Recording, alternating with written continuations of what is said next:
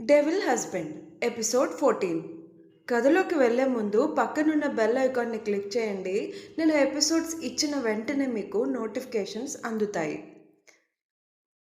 తాతగారు రుద్రని ఇలాంటి అమాయక కుందేలు పిల్ల లాంటి శక్తిని నీకిచ్చి పెళ్లి చేసి తప్పు చేశానురా అని సరదాకి అన్నారు కదా. అంటే తాతగారు కావాలనే శక్తిని రుద్రకిచ్చి పెళ్లి చేశారా?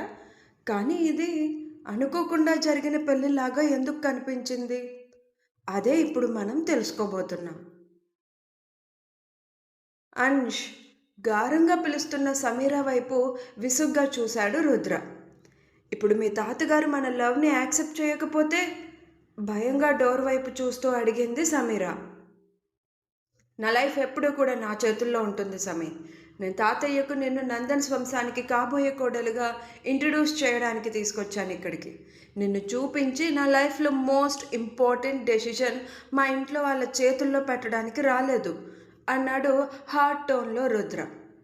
నా చేతుల్లో పెట్టే తీరాలి రుద్ర నువ్వు నీ లైఫ్ని అన్నారు అప్పుడే ఆ రూమ్లోకి అడుగు పెడుతున్న భూపతి నందన్ గారు గంభీరంగా.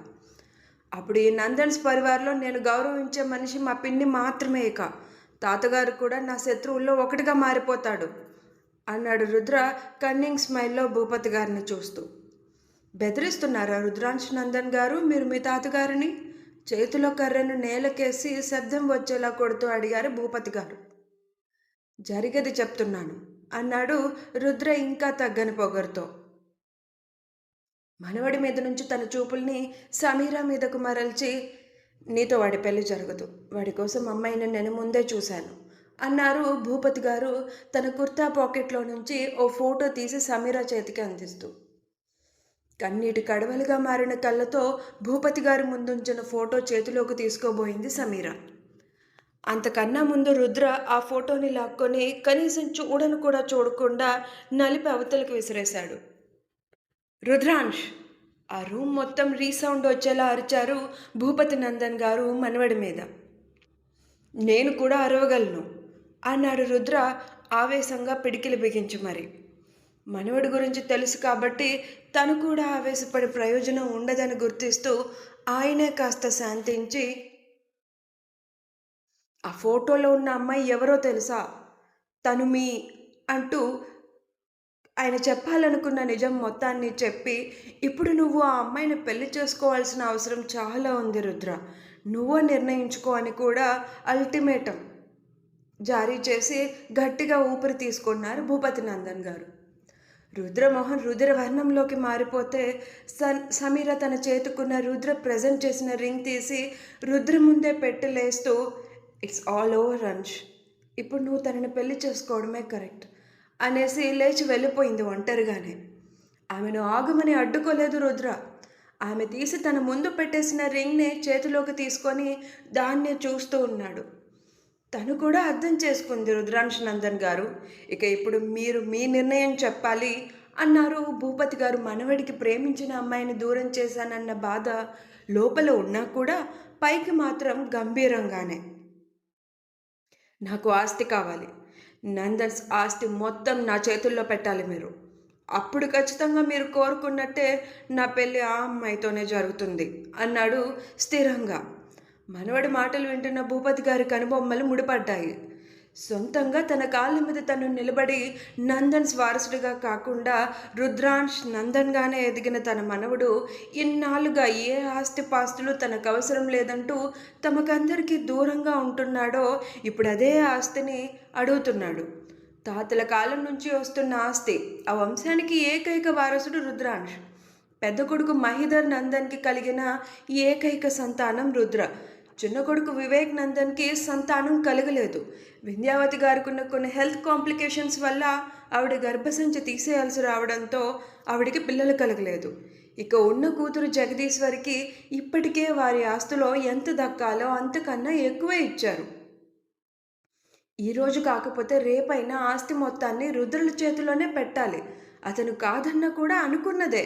అయినా కానీ ఇప్పుడు స్వయంగా రుద్ర అడుగుతుంటే ఎందుకో అనుమానంగా అనిపించింది భూపతి నందన్ గారికి. సమీరాతో మనవడి ప్రేమ వ్యవహారం 5 ఏళ్లుగా సాగుతుంది. అలాంటి అమ్మాయి వెళ్ళిపోతే కనీసం వెనక్కి తిరిగి చూడకుండా ఆస్తి మొత్తం ఇస్తానంటే చెప్పినట్టు పెళ్లి చేసుకుంటా అనడం ఎందుకో ఆయనకి సరిగ్గా అనిపించడం లేదు. అందుకే ముందే ఓ నిర్ణయానికి వచ్చిన భూపతి నందన్ గారు తను చెప్పినట్టుగా శక్తిని పెళ్లి చేసుకోమని, ఆ తరువాత ఆస్తిని తన చేతిలో పెడతానని చెప్పారు. సరేనన్నాడు రుద్ర కూడా.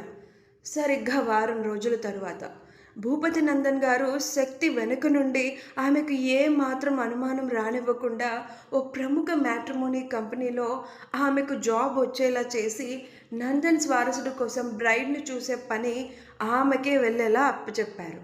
ఇటు రుద్రకి శక్తి చూసిన సంబంధం డీటెయిల్స్ పంపించి సరిగ్గా పెళ్లి సమయానికి ఆ అమ్మాయి మండపంలో ఉండకుండా చేయాలని చెప్పి శక్తి ముందు తన పెళ్లి ఆఫర్ పెట్టాలని ఆర్డర్ వేశారు. ఉఫ్ అంటూ నెట్టూర్చి భూపతి గారి నుంచి వచ్చిన మెసేజ్ చూసి అసహనంగా పాకెట్లో నుంచి సిగార్ తీసి గ్లాస్ వాల్ నుంచి కింద రోడ్ వైపు చూస్తున్నాడు రుద్ర.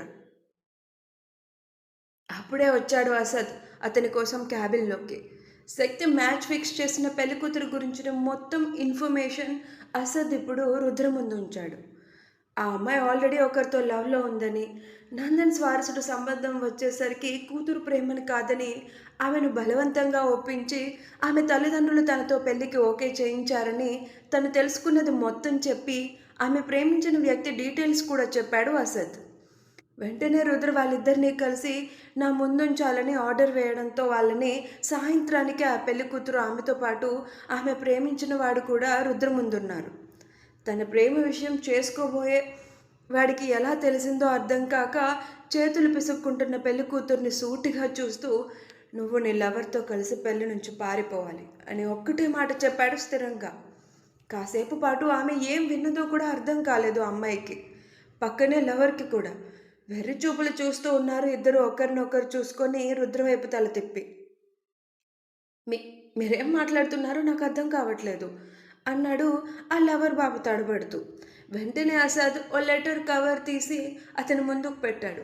అదేంటో అర్థం కాక వెర్రి మొహం వేసిన వాడిని చూస్తూ రుద్ర, ఢిల్లీలో నా కంపెనీ బ్రాంచ్ ఉంది, అక్కడ నీకు జాబ్ కూడా రెడీగా ఉంది.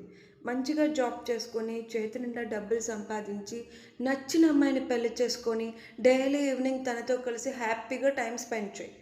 లైఫ్లో నీకు ఎప్పుడు ఏ ప్రాబ్లం వచ్చినా నువ్వు నన్ను కాంటాక్ట్ అవ్వచ్చు అని చెప్పి అసద్ వైపు చూస్తే అసద్ ఎక్స్ట్రాగా రుద్రని కాంటాక్ట్ అవ్వడం కోసం కార్డు కూడా ఆ లవర్ బాబు చేతిలో పెట్టాడు.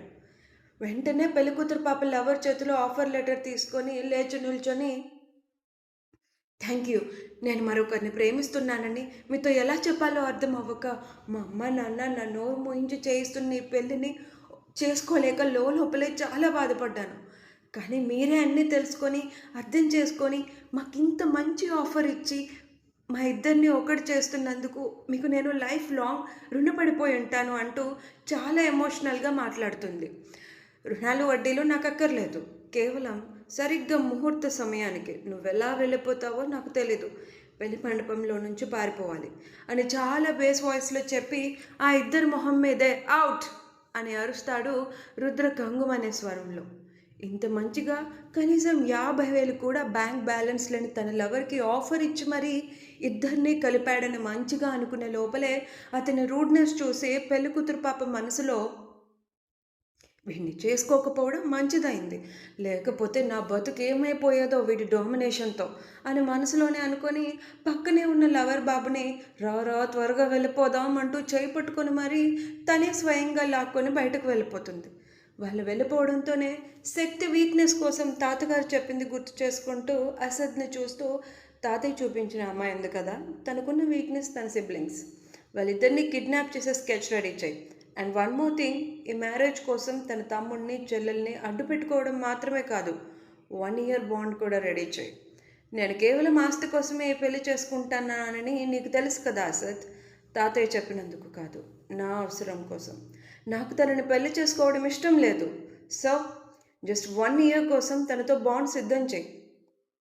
ఈ పెళ్ళి జస్ట్ 1 year కోసమే. తాతయ్య ఖచ్చితంగా ఆస్తి వెంటనే నా చేతిలో పెట్టడు. అది నా చేతికి వచ్చే వరకు నేను తనని భరించక తప్పదు.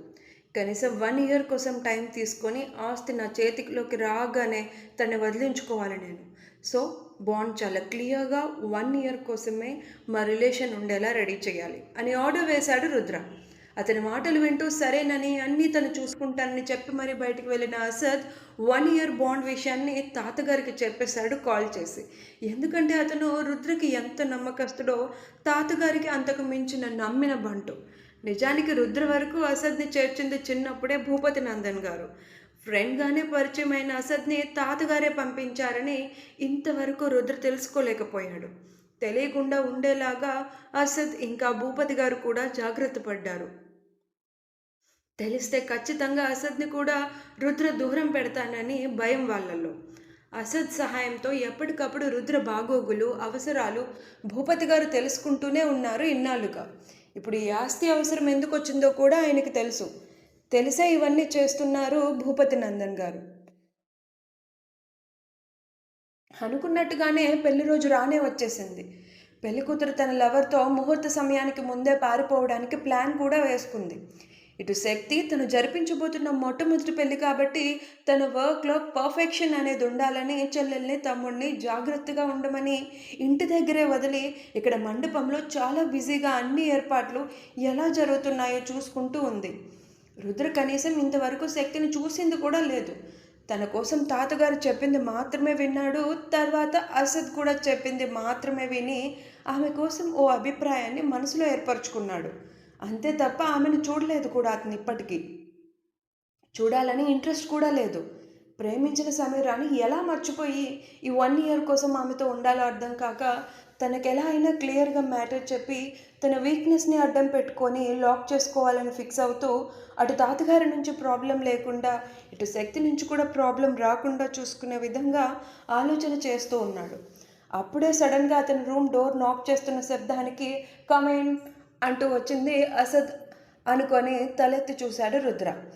డోర్ ఓపెన్ చేసుకుని లోపలికి రావాలా వద్దా అన్నట్టు ఆలోచిస్తూ కనిపించిన సమీరాన్ని అక్కడ చూడడంతోనే అతని పిడికిలు బిగుసుకుంది.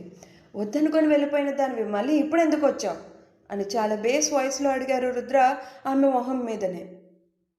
బాధ తన్నుకొస్తున్నా గొంతులోనే దాచేస్తూ లోపలికి వచ్చి డోర్ క్లోజ్ చేసేసి అతనికి దగ్గరగా వచ్చింది సమీర. అవుట్ సమీ చాలా గట్టిగా అరిచాడు రుద్ర ఒక్కసారిగా. గుండె జారిపోయినట్టు అనిపించింది సమీరాకి అతనికి కోపం చూస్తుంటే.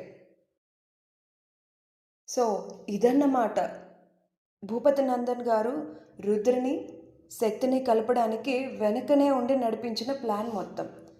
అలా అయితే భూపతి నందన్ గారికి రుద్ర ఆస్తి మొత్తం ఎందుకు అడుగుతున్నాడో కూడా తెలిసినట్టే. మరి ఇప్పుడు వీళ్ళిద్దరూ ఇన్నాళ్ళు దూరం అయితే ఎందుకు మౌనంగా ఉన్నారు? వారిద్దరిని ఒక్కటి చేసే ప్రయత్నం భూపతి నందన్ గారు చేయలేదా? సమీర పెళ్లి సమయానికి మళ్ళీ ఎందుకు వచ్చింది? అంటే సమీర కారణమా శక్తి రుద్రుల ఈ దూరానికి? అసలు మధ్యలో మాన్య ఎవరు? రుద్రకి మాన్య అక్క అయితే ఆమె ముందు నుంచి వీళ్ళతో ఎందుకు కలిసి లేదు? ఇన్ని సస్పెన్స్ ఉన్నాయి స్టోరీలో. ఇవన్నీతో ఎందుకు ఏమిటో అన్నీ క్లియర్గా తెలుసుకోవాలి అంటే మీరు ఎవ్రీ ఎపిసోడ్ మిస్ అవ్వకుండా ఫాలో అవ్వాలి. కాబట్టి మీరు నన్ను సబ్స్క్రైబ్ చేసుకొని రోజు నేను ఇచ్చే ఎపిసోడ్స్ చదవడానికి రెడీగా ఉండండి. అలానే స్టోరీ కనుక మీకు నచ్చినట్లయితే లైక్స్ చేయండి, షేర్స్ చేయండి, కామెంట్స్ చేయండి. కథ మీద మీ అభిప్రాయాల్ని ఎంత ఎక్కువ చెప్తే నేను అంత ఎక్కువగా మీకు ఎపిసోడ్స్ ఇవ్వడానికి నాకు ఎంకరేజ్మెంట్ లైక్ బూస్టప్ వస్తుంది. సో తప్పకుండా స్టోరీ కనుక మీకు నచ్చినట్లయితే మీ అభిప్రాయాలని చెప్పండి, లైక్స్ ఇవ్వండి, సబ్స్క్రైబ్ పెంచండి. ఇక ఉంటానండి.